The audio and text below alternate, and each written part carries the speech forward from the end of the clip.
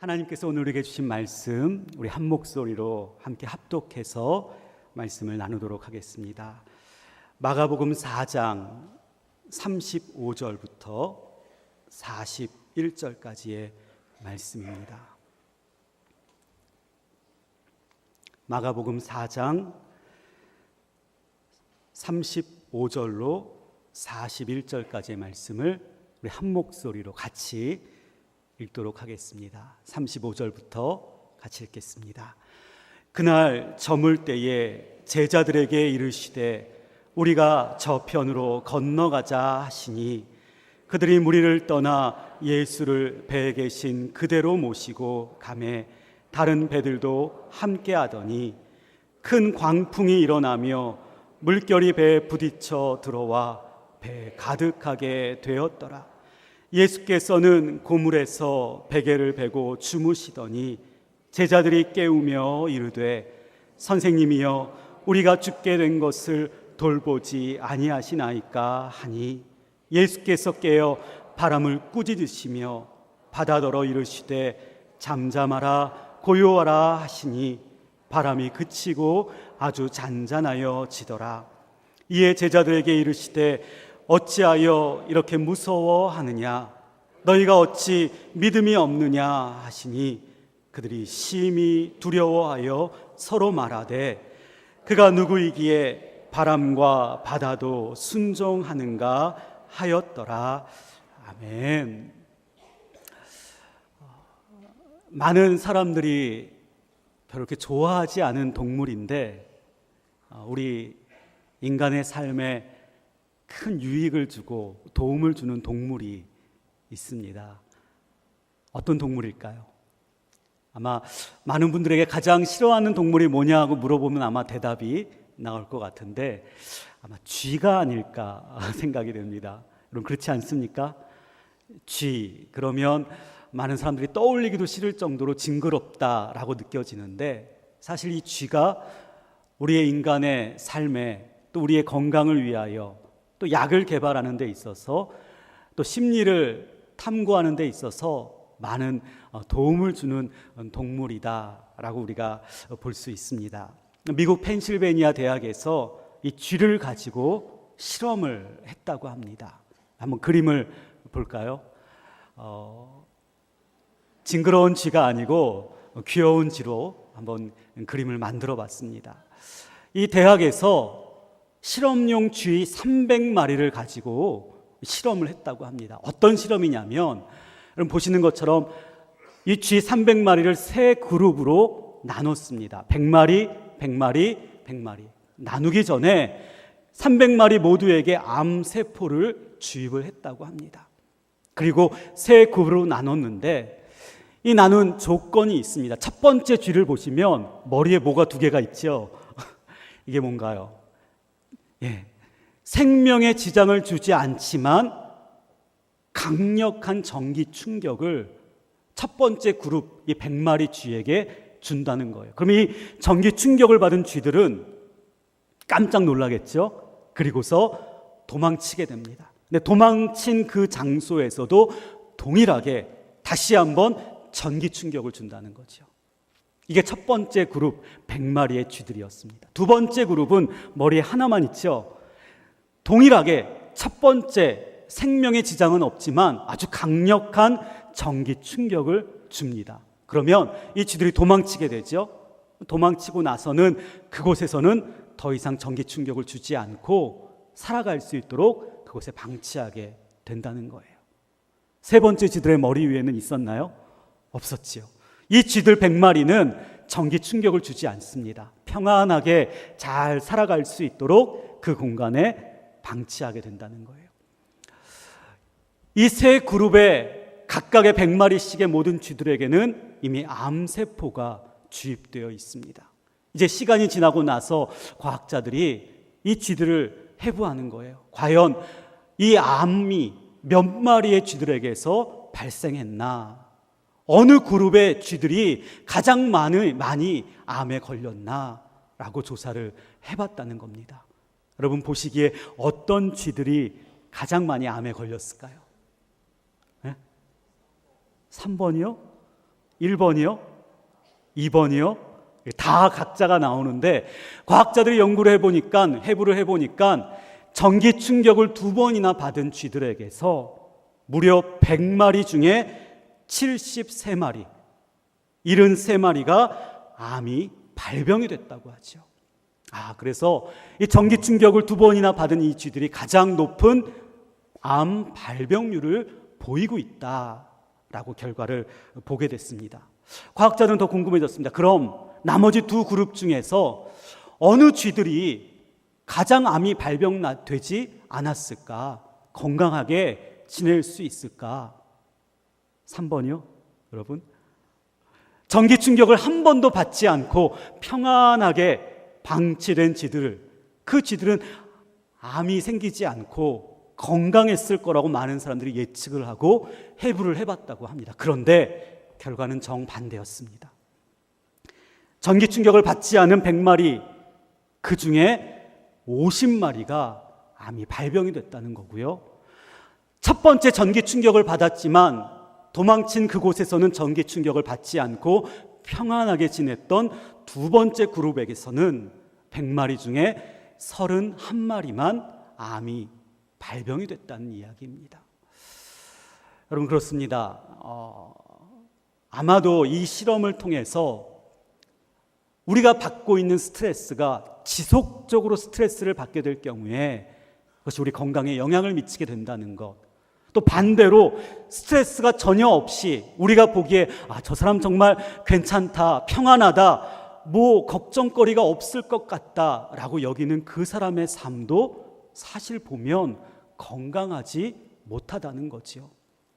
때로는 자극이 있지만, 고난이 있지만, 어려움이 있지만 그 한 번의 고난과 어려움을 통해 몸이 긴장하고 그 어려움에 대처하고 잘 적응해 나간다면 오히려 평안하게 지내는, 아무런 고난이 없는 사람보다도 더 건강하고 유익한 삶을 살 수 있다라는 것이 이 실험의 결과가 아닌가 생각이 됩니다. 이야기를 읽으면서 저는 신앙적으로 한번 받아들여 보았습니다. 하나님께서 우리를 믿음의 삶을 살아갈 수 있도록 우리에게 때로는 고난을 주신다는 거죠. 생각하지 못한 어려움과 역경을 주시는데 그 고난을 잘 이겨낸다면, 그리고 그 고난에 민감하게 대처하고 반응한다면 우리는 하나님께서 마련하신 또 다른 믿음의 차원으로 도약하며 나아갈 수 있는데, 오히려 그 고난이 없는 삶, 아니 그 고난에 대하여 적절하게 대처하지 못하다면 오히려 그 삶이 더욱더 힘겨워지고 더욱더 피폐해지는 것이 아닐까 묵상이 되었습니다. 우리 강북제일교회 성도님들 모두의 삶이 시간이 지나면 지날수록 변하지 않고 머물러 있는 그런 수준의 신앙의 삶이 아니라 날마다 성숙하며 성장하며 끊임없이 변화하는 그런 믿음의 삶을 살아가게 되시기를 주님의 이름으로 축복합니다. 고난이 있더라도 그 고난에 대하여 적절하게 대처하며 믿음으로 이겨내며 극복하게 될 때에 여러분들의 삶이 또 다른 차원으로 성숙해지며 성장해지며 도약해 갈 수 있는 그런 믿음의 삶이 되시기를 다시 한번 주님의 이름으로 축원드립니다. 그런 믿음에서, 그런 의미에서 오늘 말씀은 우리에게 깊은 깨달음을 주는 것 같습니다. 오늘 말씀을 보면 35절에서 주님께서 제자들에게 이렇게 말씀하십니다. 우리 35절 말씀을 같이 한번 읽어보도록 하겠습니다. 그날 저물 때에 제자들에게 이르시되 우리가 저편으로 건너가자 하시니. 오늘 말씀의 시작은 주님께서 제자들에게 저편으로 건너가자 말씀하고 계시다는 겁니다. 여러분, 저편이 어디일까요? 오늘 말씀을 보면, 그 앞절을 보면 예수님께서는 하루 종일 무리와 제자들을 가르치시고 설교를 하셨습니다. 그곳은 바로 가버나움이라고 알려진 유대인의 땅이었지요. 그런데 그 하루의 일과가 마치고 어두워지고 캄캄해지자 주님이 말씀하시는 겁니다. 이제는 우리가 바다 건너 저편으로 건너가자. 그곳은 갈릴리 바다를 건너 동남쪽에 위치한 거라사라는 곳이었습니다. 거라사는 이방인들이 살고 있었던 이방 지역이었고 낯선 사람들이 살고 있었던 지역이었습니다. 여러분 생각해 보십시오. 날이 저물었는데 어두워져 가는데 굳이 그 시간에 낯선 사람들이 살고 있는 그 거라사 저편으로 건너갈 필요가 있었을까요? 아마도 성서학자들은 주님의 이 말씀에 대하여 아마 그 당시 이 가버나움 지역에 많은 군중들이 몰려 있었기 때문에 주님이 그들을 피해서 좀 휴식을 취하고 싶어서 저편으로 사람이 없는 이방 땅으로 건너가자 하신 것이 아닐까. 또 다른 이유는 이방인 지역에도 복음을 전하고 그곳에 있는 병자들을 고치기 위하여 우리가 저편으로 건너가자 말씀하신 것이 아닐까. 성서학자들은 그렇게 이야기를 합니다. 물론 그 말도 맞는 말인 것 같습니다. 그런데 저는 이 상황이 그런 의미보다는 오히려 주님이 설정하신 상황이 아닐까 생각이 되었습니다. 다시 말하면 주님이 세팅한 또 하나의 상황이다라는 거죠. 마가복음 4장 34절로 이 가르침의 사역이 끝이 난 것이 아니라 35절 이 말씀에서도 동일하게 주님의 가르침의 사역이 이어지고 있다는 것입니다. 다시 말하면 주님은 쉬러 가시는 것이 아니라, 주님은 이방 사람들에게 복음을 전하러 가는 것이 아니라 함께 있던 제자들에게 무엇인가 더 가르치시기 위하여, 아니 가르치는 것만이 아니라 그들의 수준을 한 단계 더 끌어올리기 위하여 날이 저물었지만 캄캄해졌지만 저편 바다 저편 낯선 이방인들의 땅으로 건너가자고 말씀하고 계시다라는 것입니다. 예수님과 제자들이 배를 탑니다. 그리고 배가 출항합니다. 예수님은 배에 오르시자마자 배 뒤편에서 베개를 베고 주무셨다고 성경에 기록되어 있지요. 아마도 주님께서 낮 동안 그 사역이 너무 고단하셔서 피곤하셔서 이렇게 쉬시는 것이 아닐까 사람들이 생각하게 됩니다. 그러나 이것 또한 저는 주님이 철저하게 계획하신 세팅의 상황이 아닐까 생각이 되었어요. 그럼 주님은 하나님의 아들이시잖아요. 하루 종일 사역하셨다고 피곤하실 리가 있으시겠습니까? 그런데 주님은 배 타자마자 배 뒤편으로 가셔서 베개를 베고 주무시고 있다는 거예요. 그렇게 주님이 주무시자 갑자기 마른 하늘에서 비가 옵니다. 잔잔하던 바다에 파도가 치고 배가 휘청거리게 됩니다. 심지어는 바닷물이 그 배 안으로 들어오기 시작했습니다. 주님을 모시고 가는 제자들에게 그들이 전혀 생각하지 못했던 고난과 어려움이 시작되게 된 것이지요. 마치 인생을 살아가는 저와 여러분들의 인생에 알지 못하는 갑작스러운 인생의 풍랑이 몰아닥치는 것처럼 제자들에게 고난이 닥쳐오게 되었다라는 것입니다. 도대체 왜 주님은 이런 위기의 상황을 만드셨고, 그리고 이 위기의 상황 속에서 제자들로 하여금 주님은 무엇을 깨닫게 하시기 원하셨을까요? 오늘 이 말씀을 곰곰이 묵상하다가 저는 유명한 화가가 그린 그림 한 편이 생각이 났습니다. 그래서 얼른 인터넷에서 이 그림을 찾아보니까 이 그림을 발견할 수 있어서 여러분들과 함께 그림을 좀 보려고 합니다. 한번 보여주시면, 이 그림의 제목이 갈릴레아 호수의 폭풍과 그리스도라는 제목의 그림입니다. 빛의 화가라고 알려진 렘브란트의 유명한 작품인데요. 아쉽게도 이제 이 작품은 더 이상 우리의 눈으로는 실물로는 직접 볼 수 없다고 하죠. 왜냐하면 미국의 한 박물관에 전시되어 있었는데 어느 날 밤 이 경찰관 옷을 입은 2명의 범인이 이 박물관에 들어가서 이 작품을 영화에서 나오는 것처럼 그렇게 훔쳐서 가지고 갔다고 합니다. 도난을 당했기 때문에 더 이상 이 작품을 실물로는 볼 수 없지만 우리가 이렇게 인터넷으로 그림을 볼 수 있는데, 이 그림을 자세히 보면서 렘브란트가 오늘 이 마가복음 말씀을 독특한 그의 신앙관으로 그림을 그려내고 있구나라는 것을 알 수 있었습니다. 근데 이 그림을 보다 보니까 이 제자들의 모습이 저의 마음에 와닿았습니다. 제자들을 보니까, 그 배에 타고 있었던 제자들의 모습을 보니까 크게 세 가지 부류의 제자들의 모습으로 분류가 되더라고요. 그리고 그 제자들의 모습을 보다 보니까 이것이 인생의 갑작스러운 어려움을 만났을 때 나의 모습이었구나, 이것이 저와 여러분들의 모습이었구나 묵상을 하게 되었던 것이었습니다. 어떤 모습일까? 첫 번째 그림 한번 보도록 하겠습니다.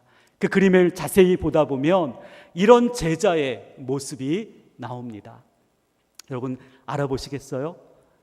한 제자가, 빨간색 상의를 입은 제자가 주님 옆에서 배 난간에 몸을 기대고 바다를 향하여 머리를 내밀고 있죠. 왜 그러고 있을까요? 파도가 치고 풍랑이 일어서 배가 요동을 치자 제자 중에 어떤 무리는 그 배의 흔들림을 견디지 못하고 심하게 배멀미를 하면서 괴로워하고 있었다라는 것입니다.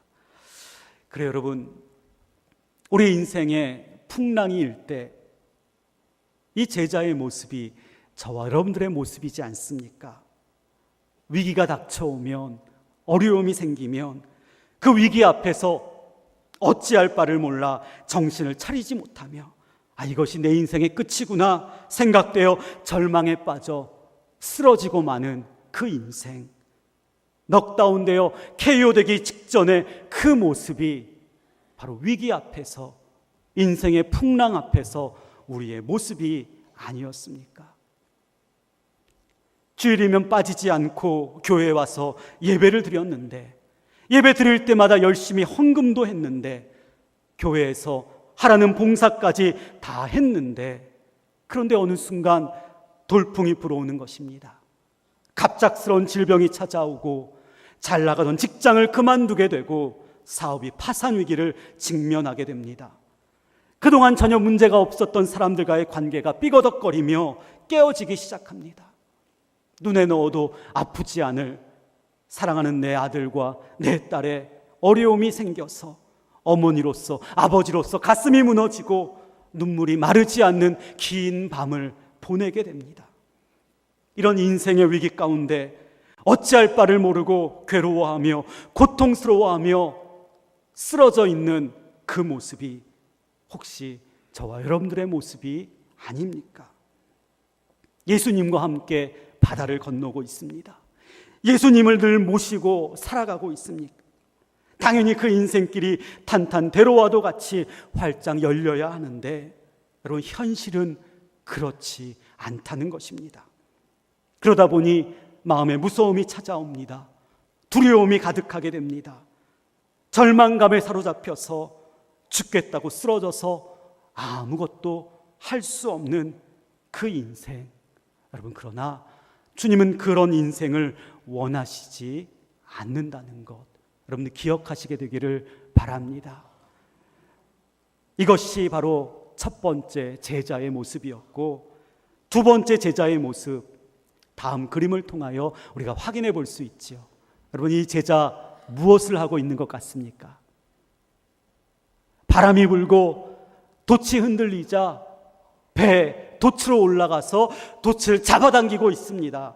배가 흔들리지 않도록, 배가 옳은 방향으로 갈 수 있도록 이 배에 탄 어떤 무리의 제자들은 이 배를 온전하게 목적지까지 가게 하기 위하여 배를 유지하려고 애쓰고 있다라는 것이죠.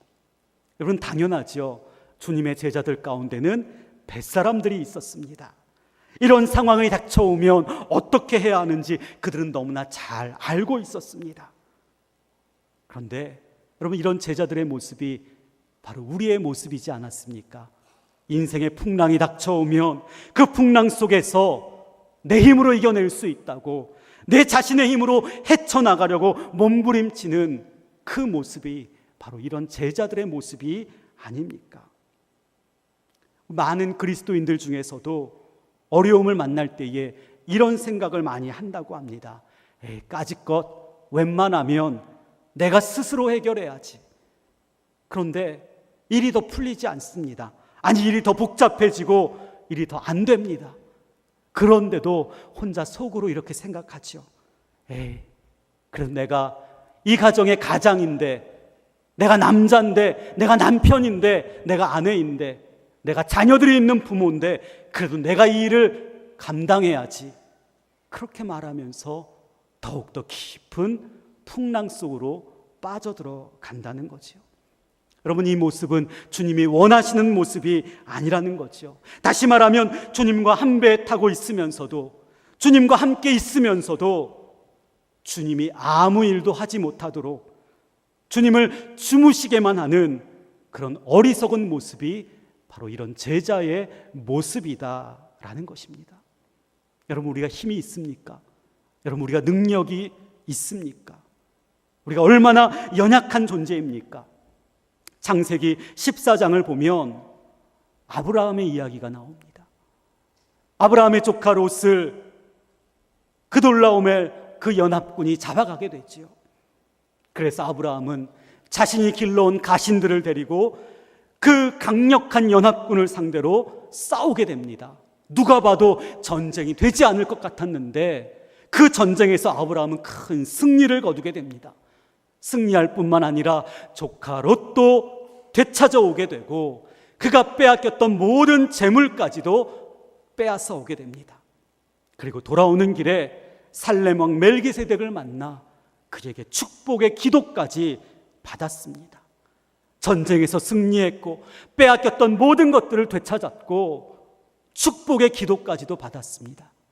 그런데 창세기 14장이 끝나고 15장이 시작되면 하나님께서 아브라함을 찾아오셔서 이렇게 말씀하십니다. 우리 창세기 15장 1절 말씀 우리 자막으로 같이 한번 읽어보도록 하겠습니다.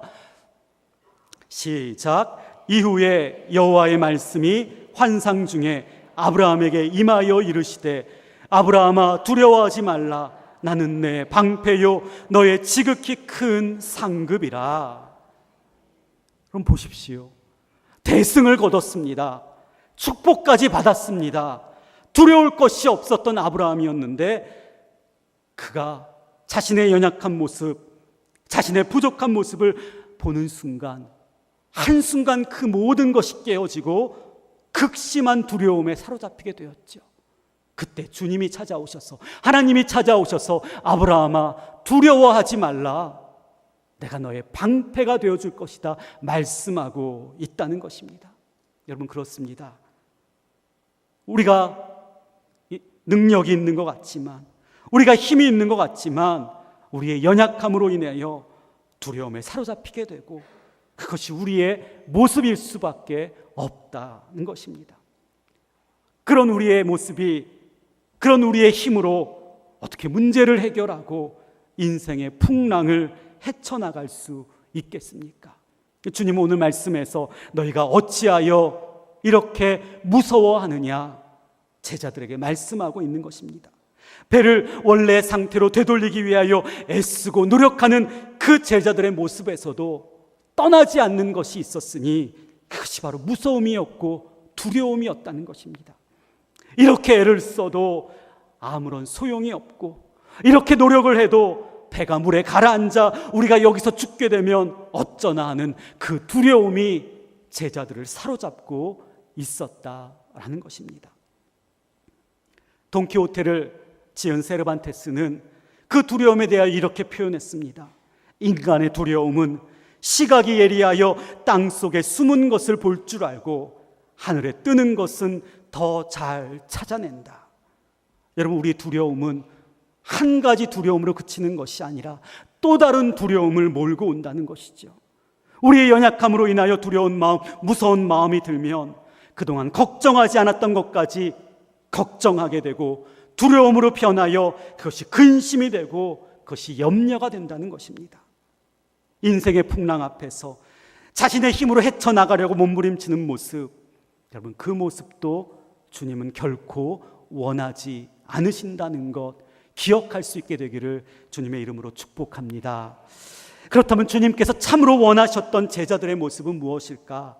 여러분 세 번째 그림 한번 볼까요? 이 배에 타고 있었던 제자들의 세 번째 유형은 바로 이런 모습이었습니다. 배 뒤쪽에서 주무시고 계셨던 주님을 흔들어서 깨우고 있는 제자들이었다는 거죠. 우리가 죽게 된 것을 주님 돌보지 않으십니까? 주님 어서 일어나십시오 하고 주님을 흔들어 깨우고 있었던 제자들의 모습이었다는 겁니다. 사랑하는 성도님들, 우리가 인생의 풍랑을 만났을 때에 생각하지 못했던 갑작스러운 위기를 겪게 될 때에 우리가 해야 하는 것이 있다면 바로 이것입니다. 주님을 흔들어 깨우는 것입니다. 주님을 깨운다는 것은 무엇일까요? 여러분 주님은 주무시지 않으셨지요. 주무시는 것처럼 보이셨지만 우리 주님은 결코 주무시지도 졸지도 않으시는 분이기에 주님을 깨운다는 이 말은 오늘 말씀처럼 제자들의 이런 고백이 담겨져 있는 것입니다. 선생님이여 우리가 죽게 된 것을 돌보지 아니하시나이까. 주님을 깨운다는 것은 제자들이 처한 상황, 지금 물에 빠져 죽게 된 상황, 그 상황을 있는 그대로 주님께 아뢰는 것, 주님께 찾아가 주님께 기도하는 것, 주님께 부르짖는 것, 그것이 바로 주님을 깨운다라는 말씀인 것입니다. 여러분, 주님 앞에 나아가 여러분들의 있는 모습 그대로 날마다 고백하고 있으십니까? 신앙 연수가 깊어지면 깊어질수록 우리가 주님 앞에 나의 연약한 모습을 고백하는 것이 참 쉽지 않은 것 같습니다. 더군다나 직분자일수록 집사이고 권사이고 장로이고 목사이고 이러면 주님 앞에 나아가 연약한 모습을 아뢰는 것이 더욱더 힘들어지는 것 같습니다. 그런데 주님은 원하신다는 거죠. 있는 모습 그대로 아뢰는 것, 주님을 흔들어 깨우는 것, 그래서 이런 고백을 주님 앞에 드리기를 원하신다는 겁니다. 주님, 저 지금 두렵습니다. 주님, 저 지금 외롭습니다. 당장 죽을 것만 같습니다. 고통스럽고 힘이 들어서 내 힘으로 설 힘조차 없습니다. 주님이 내 삶에 간섭하여 주십시오. 제 인생을 이끌어 주셔서 내가 어디를 가든지 주님이 인도하여 주시고 내 마음, 그 어느 누구도 위로해 줄 수 없는 내 마음을 주님이 위로해 주십시오 라고 주님 앞에 기도하는 그 모습, 그것이 바로 우리의 모습이어야 한다는 것입니다.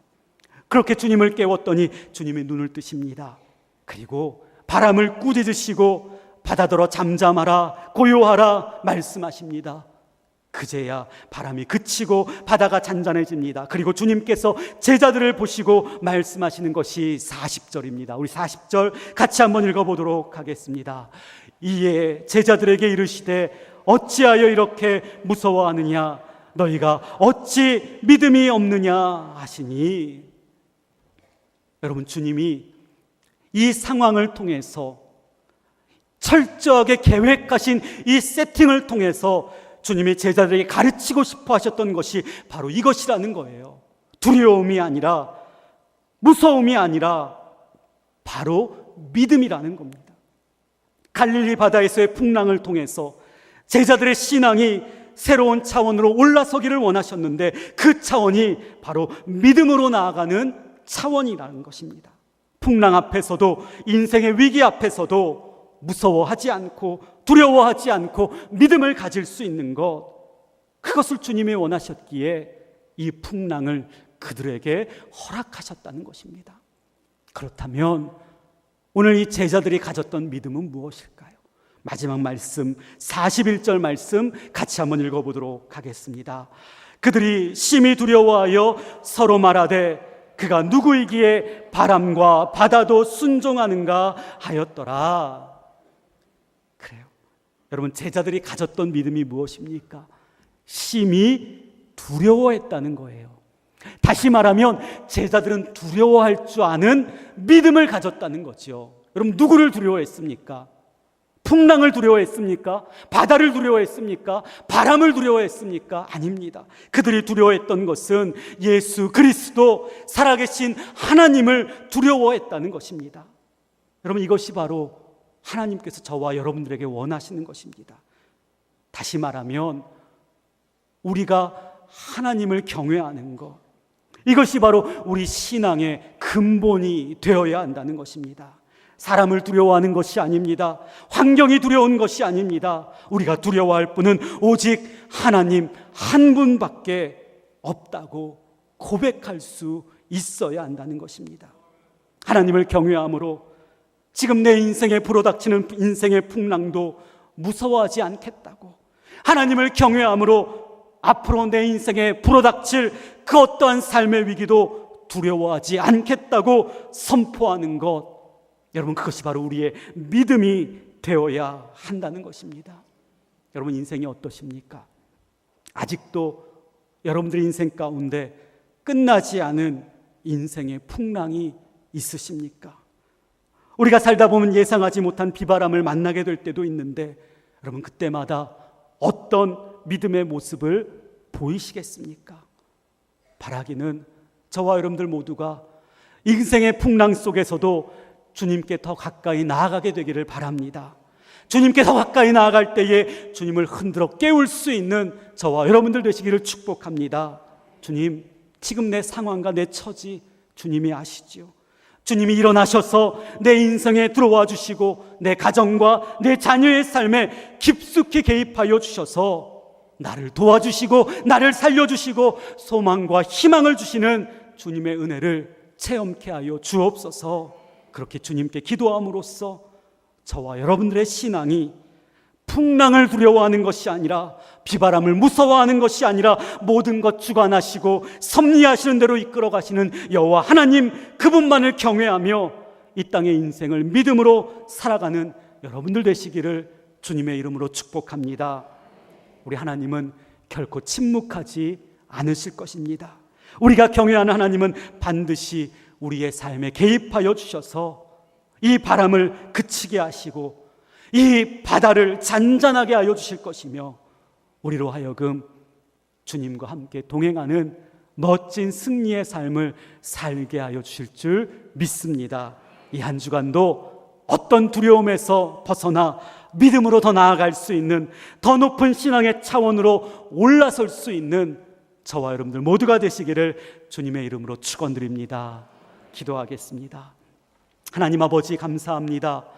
우리 인생의 풍랑이 불고 파도가 칠 때마다 내 삶 전체가 흔들리고 내 가정에 어려움이 생기고 내 자녀들에게 걱정거리가 생깁니다.